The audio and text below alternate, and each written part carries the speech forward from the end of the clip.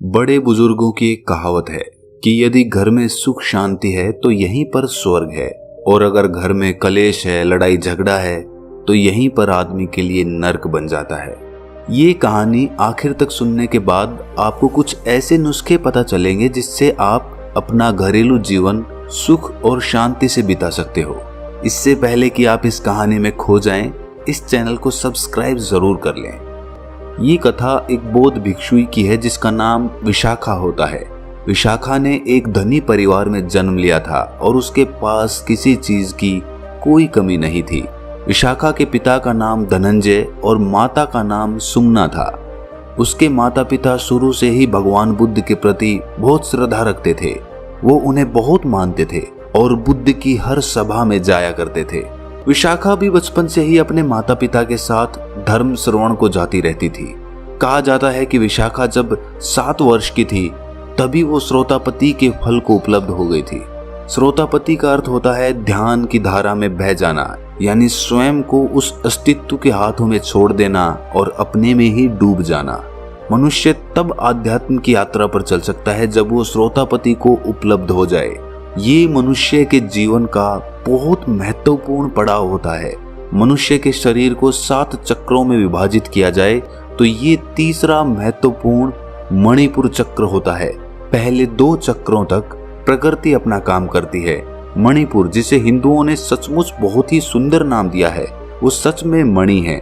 वो मनुष्य के भीतर का भाग्य खोल देती है।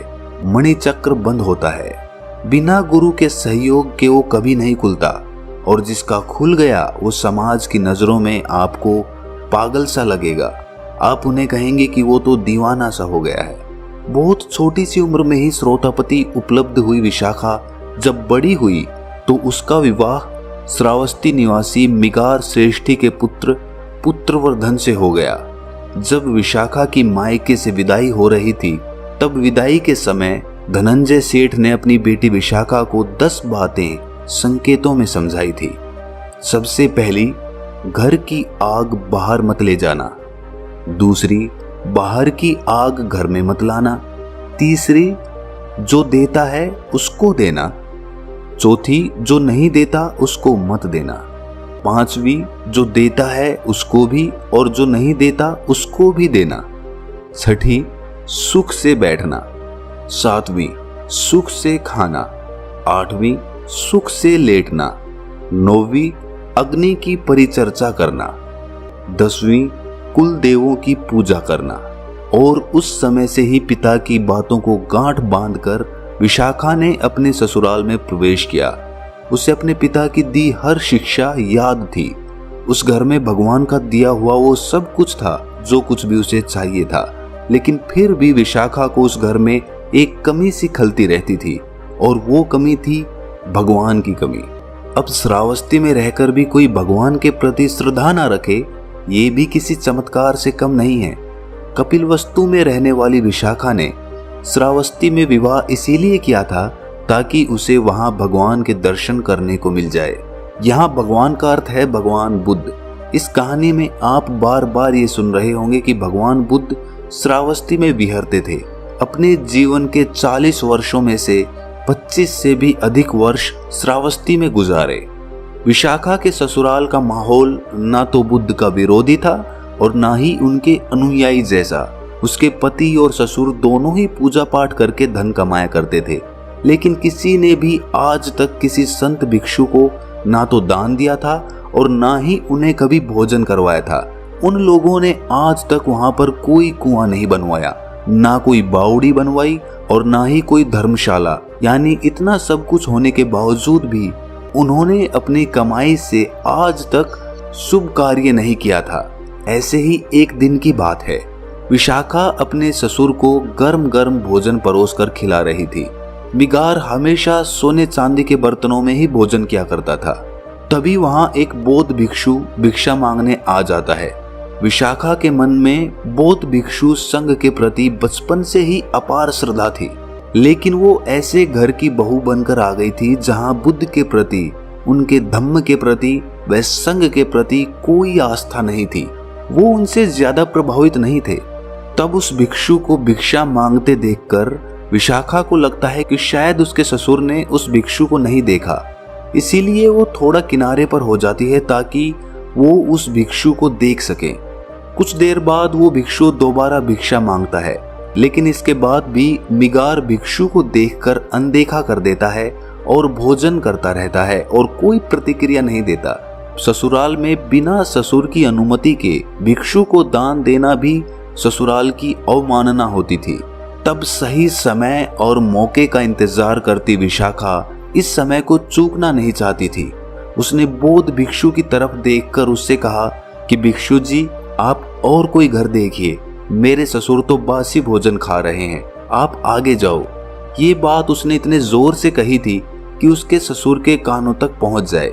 ससुर ने विशाखा की ये बात सुनी तो वो क्रोध से भर उठता है और अपनी बहू विशाखा को खूब भला बुरा सुनाने लगता है। मिगार विशाखा से कहता है कि तुम हमारे घर की वधू हो और सबके सामने हमारी ही बदनामी करवा रही हो, और घर आए भिक्षु को बिना भिक्षा दिए ही घर से वापस भेज देती हो, ये हमारी मर्यादा के खिलाफ है। मिगार विशाखा पर बहुत क्रोधित हो जाता है और क्रोध में आकर पंचायत और विशाखा के माता पिता को इकट्ठा कर लेता है। मिगार पंचायत में कहता है कि मेरी बहू ने मेरे कुल का अनादर किया है, उसने मेरे ही सामने मेरा ही अपमान किया है। उसने एक बौद्ध भिक्षु को ये कहकर घर से वापस भेज दिया कि मेरे ससुर तो बासी खाना खा रहे हैं, आप पंच लोग ही इसका फैसला करो और जो भी हर्जाना होगा मैं उसे मान लूंगा। मुझे मेरे बेटे को मेरी पुत्र वधू से तलाक करवाना है, इसके माता पिता भी यही हैं। इतना कहकर वो रोने लगता है।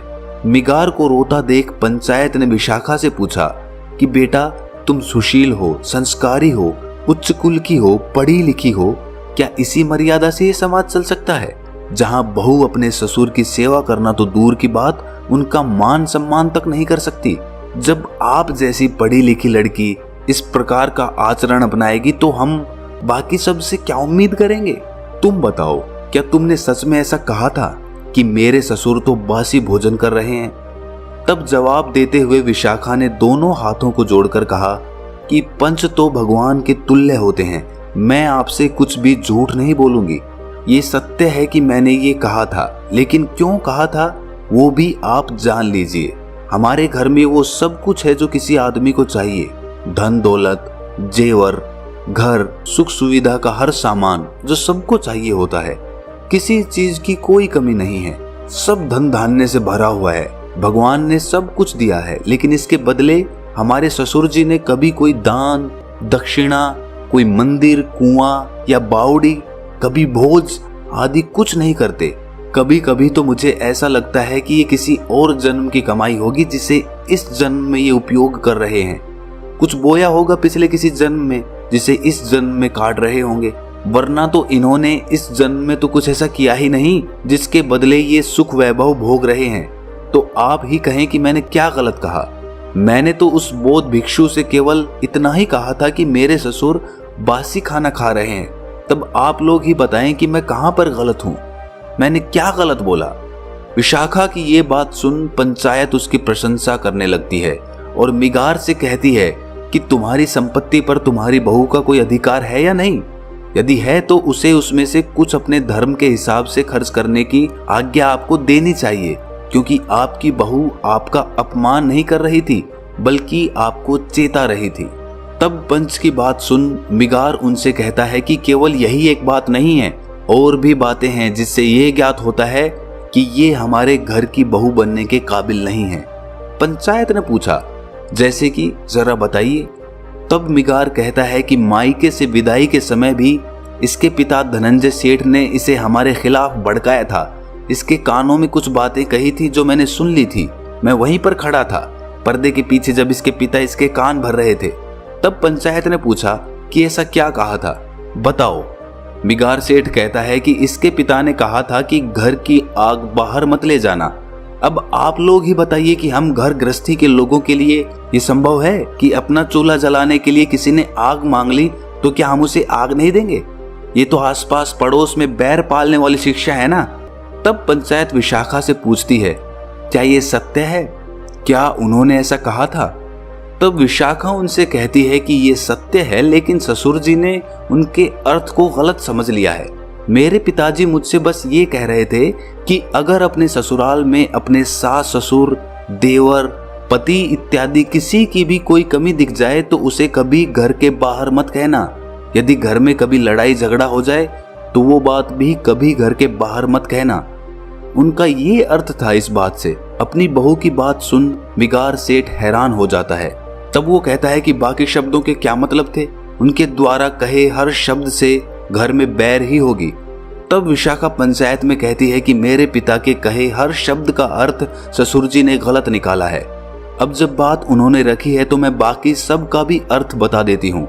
मेरे पिताजी ने बाकी संदेश में ये कहा था कि बाहर की आग कभी घर में मत लाना, अर्थात कि यदि मेरे ससुराल के किसी परिजन की कहीं कोई बुराई कर रहा हो और यदि तुम उसे सुन लो तो इस बात को भी घर में मत कहना। ये एक बड़ी आग होती है जिससे घर में समस्या पैदा होती है। उनके तीसरे और चौथे शब्द का अर्थ जो देता है उसको देना और चौथा जो नहीं दे उसे मत देना। इसका यही मतलब था कि यदि किसी पड़ोसी या रिश्तेदार को कोई वस्तु या धन उधार देना पड़ जाए तो उसे ही देना जो वापस कर दे, ना कि उसको जो वापस ही ना करे। उनके पांचवें शब्द यानी जो देता है उसको भी और जो नहीं देता है उसको भी देना। इसका मतलब ये था कि हमारे जीवन में कुछ रिश्ते ऐसे होते हैं जैसे बेटी दामाद, भांजा भांजी, भिक्षु साधु, इन्हें कभी कोई भी चीज वापस लेने के मन से नहीं देना, बल्कि ये सोचकर देना कि तुम्हें यहाँ बस देना है। छठे शब्द सुख से बैठना का मतलब ये था कि घर में ऐसी जगह अदब से बैठना कि यदि कोई बड़ा आ जाए तो हड़बड़ा के उठना ना पड़े। सातवें शब्द सुख से खाना का मतलब है कि भोजन करने तभी बैठना जब सभी घर के बड़े जानवर सब कर लें, वही सुख का भोजन होगा।